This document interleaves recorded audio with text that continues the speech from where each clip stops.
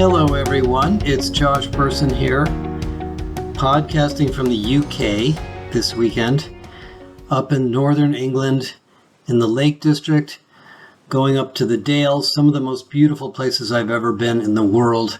And I want to talk about three things with you relatively briefly since I'm on vacation, but I really wanted to make sure I had some thoughts available for you to think about this week. The first is I want to reflect on the National Trust, which is an entity in the UK that we don't have in the United States that speaks to this issue of the public trust and how do we deal with the public trust as institutions. The second thing I want to talk about is the second shoe that's dropped on affirmative action and the confusing situation that a lot of you are going to be in based on a letter that came out from a bunch of right-wing state attorney generals this week, and I'll read you a few quotes from that letter. And the third is I want to talk to you about AI and what we've been doing in AI, and just mention the big reset group that kicked off this week that we would invite some of you to join if you feel like you have time. So, when you go to the UK, and if you do travel into the countryside, you see vast amounts of public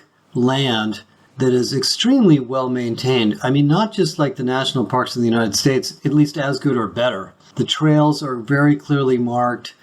The trees are trimmed. The environment there's spotless environment. There's no trash. There's no litter anywhere to be seen. There's very clear signs everywhere you go. And you find out, we talked to a tour guide, that this is all paid for by a group called the National Trust. The National Trust is a big organization here that gets a lot of money from the government and also from individuals, and you join it like you can join a public institution in the United States, and they take care of all this stuff. And we went on a bunch of hikes while I've been here and came across gardens and fruit orchards and berry orchards and all sorts of things that are really, really well maintained with National Trust employees taking care of them. And the reason I want to bring it up is that for those of you that are in the United States or another country where our society is a little younger, obviously this is a much older country than the United States, we don't have quite the same focus on what you would call the National Trust. The word trust, of course, has multiple meanings,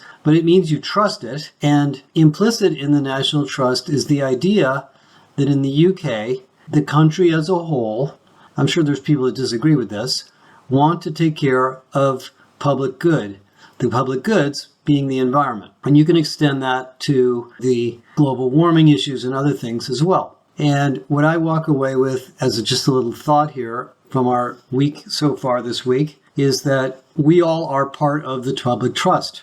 We as corporations are part of the public trust too. And, moving beyond the idea of conscious capitalism and many of the other ESG initiatives that companies focus on, and ESG is a controversial topic, we'll talk about that another time, but the idea that by acting in the public trust, we become better institutions applies to all of the profit-making enterprises you work for. Now, in the United States and other countries that are more capitalistic in focus, we get rewarded for profit and growth and market share.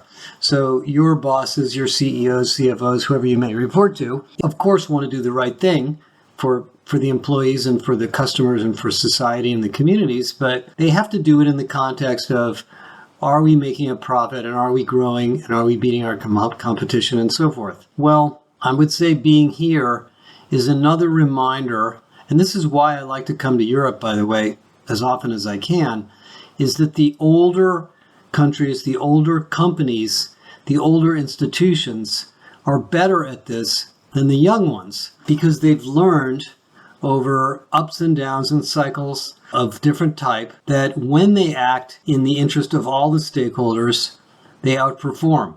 And I used to call this citizenship. And I still think it comes down to that, which is whatever you're doing as a company for your customers and your products and services, if it is not good citizenship, it will bite you. There was an interesting article yesterday I read about Google, and Google's a very well-run company and a very well-meaning company. I mean, I know something about it because I've met a lot of people there, but they laid off 12,000 people recently and hurt a lot of people because a lot of people at Google had worked there a long time and had never been treated this way, been laid off through an email apparently. I don't know how they come to those conclusions, But somehow this idea of being a good citizen may have slept, or maybe they just weren't thinking about it that way because they're under a lot of financial pressure.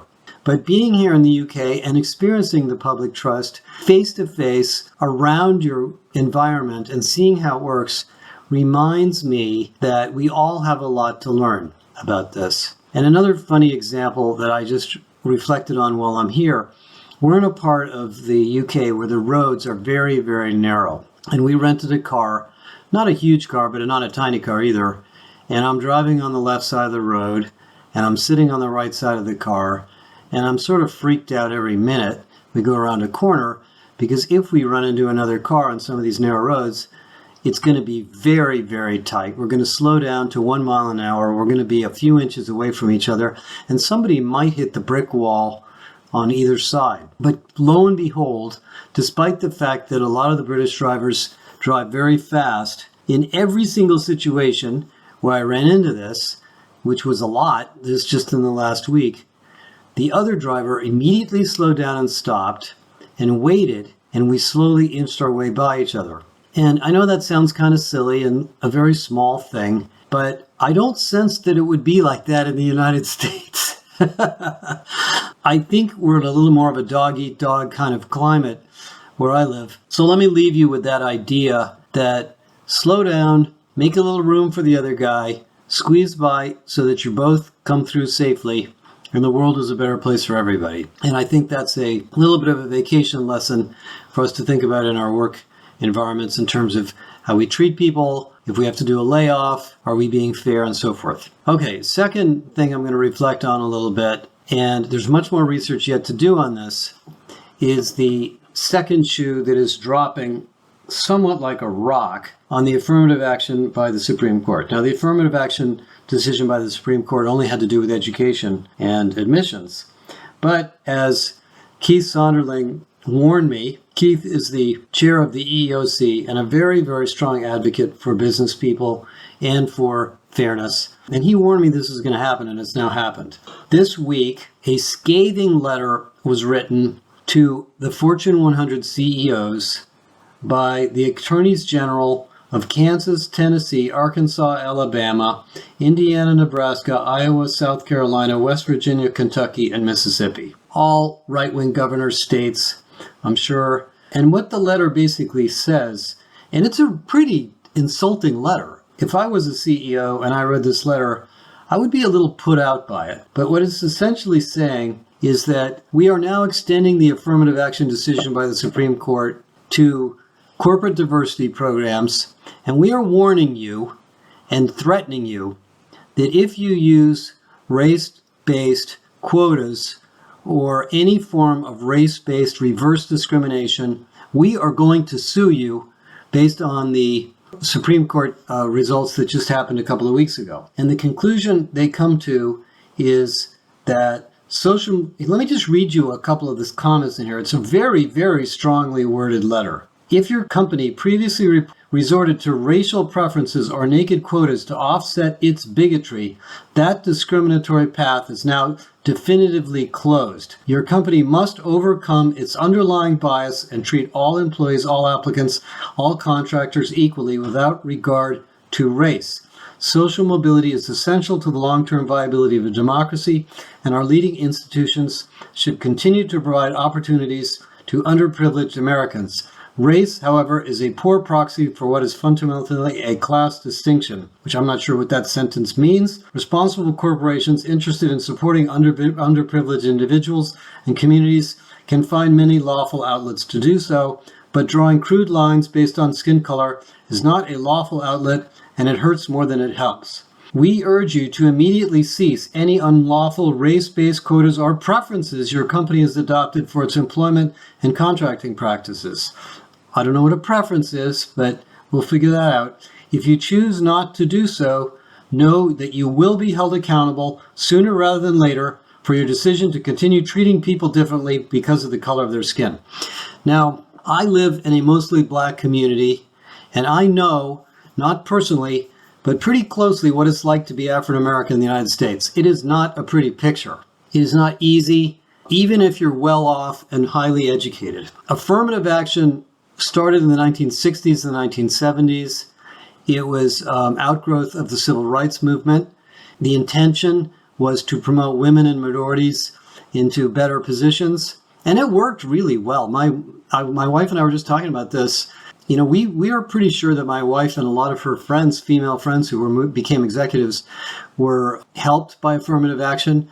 We have laws in California that force boards to put women on boards, which, by the way, are probably unconstitutional now thanks to this new ruling. Most of you have race and gender and other forms of diversity targets and metrics and dashboards, and you do comparisons between different groups, and you do comparisons between different managers.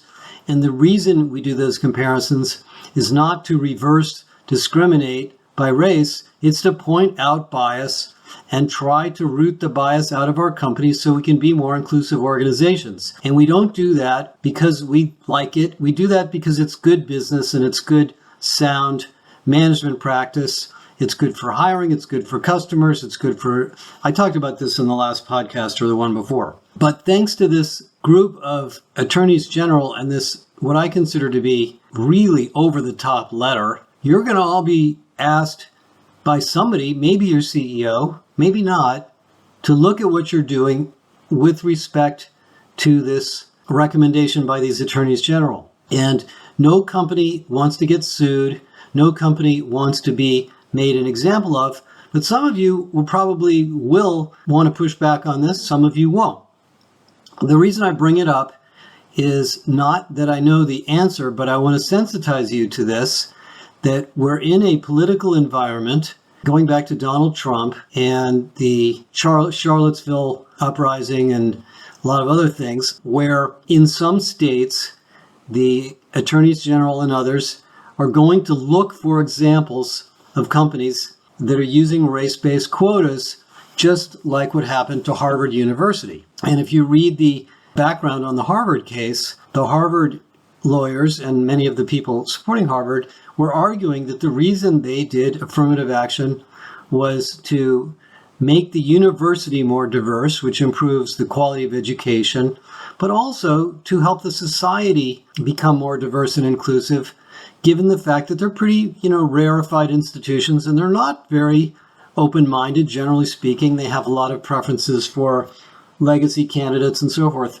Well, the Supreme Court, for what I believe is political reasons, struck that down. So because of the imbalance of right-wing justices in the Supreme Court, this is now becoming law. And if you're in a right-wing state or doing business in a right-wing state, I think a lot of these things are going to become issues to discuss. And the reason I don't think this is clear is that the word preference is a very vague word. I'm sure there's a legal definition for it, but let's suppose you have a disparity in hiring between two different groups. You have one manager who's hiring all white males, and another manager who's hiring a more heterogeneous group of people. And you go to the non-diverse hiring manager or team or organization, whatever it is, and you say, you're off base here. Here are our metrics across the company. Your metrics are underperforming in this area. Fix it. Did you just violate the law? Did you just create a preference? Did you just create a quota? I don't know. Read that letter and you figure out what it means. I don't know the answer to that. I think there's a little bit of a Pandora's box that's been opened here that is going to make the role of DEI even harder. Now, I wrote an article more than a year ago, maybe it was 2 years ago, where I stated that I think the head of DEI is one of the toughest jobs in business. It just got harder. And, the research that's come out the last couple of weeks on heads of DEI is it's a very difficult job. The average tenure is 1.6 to 2 years or less. And I think what happened in diversity and inclusion is we left affirmative action behind because people don't like it. I mean, something like 60% of Americans actually are against it. So, as well as it worked in the old days, it's not relevant or so much in vogue at the moment. But you're being asked in some sense to create a softer version of that through these training programs, these ESGs, and other, bias reducing tools to create a more inclusive workplace. And all of a sudden the Supreme Court says, no, well, hold on a minute there. Don't go too far with that, because if you actually bend over backwards and try to make your company more diverse by possibly excluding a white male into your company, we just might sue you. So what that leaves you in a very difficult situation. Now, a lot of you are DEI specialists. A lot of you will have thought this through already in a much more detailed way. But I wanted to just point this out to you. And what I'm going to do personally, Kathy and I have been talking about this, is we're going to go back through our DEI research we did a year and a half or 2 years ago, and we're going to talk to a lot of you guys again about where you're at with this. The reason I decided to put it on the podcast is I read that letter at least 10 times, and I just thought the tone of it reminded me of the book 1984. If any of you ever read that book, it's really old now, I think about it. But it was about the future of the world, written in the 1970s. And they used to talk about doublespeak. And I believe that was the book where they talked about doublespeak. And doublespeak was this idea that the government says one thing and means something else in order to confuse you. And that's a little bit what this is. What they're saying, in a way, is the word discrimination.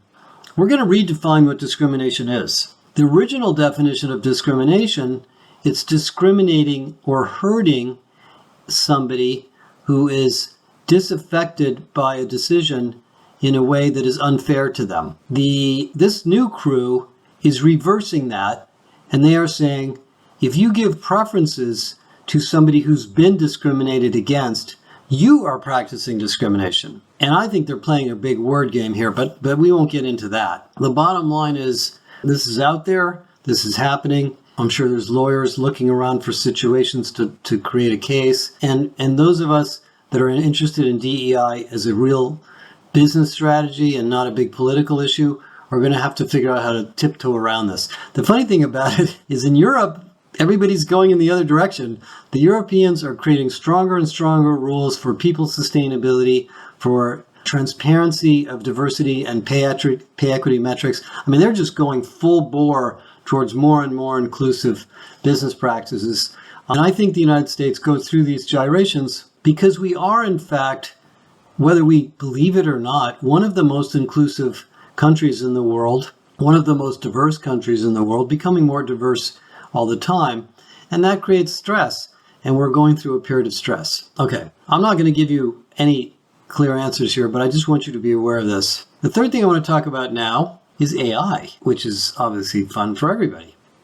Well, we have this amazingly successful program in our company called the Big Reset. And what it is a 5-week sprint, 1 hour per week. We have about 300 or 400 senior HR people who join us. No vendors, no consultants. These are people who volunteer to be a part of this and join in and participate in these conference calls. And we discuss what we're working on in different topic areas. And at the end of the 5-week sprint, we write a report on what we discovered. We've done this 12 times over the last 2 years, maybe been more like 3 or 4 years. And we're starting another one next week on AI. And if any of you would like to be in the Big Reset, send a message to the info email, and we'll let you know if you're qualified or if we've got a spot for you on the next sprint. But anyway, the one we're doing this week's on AI.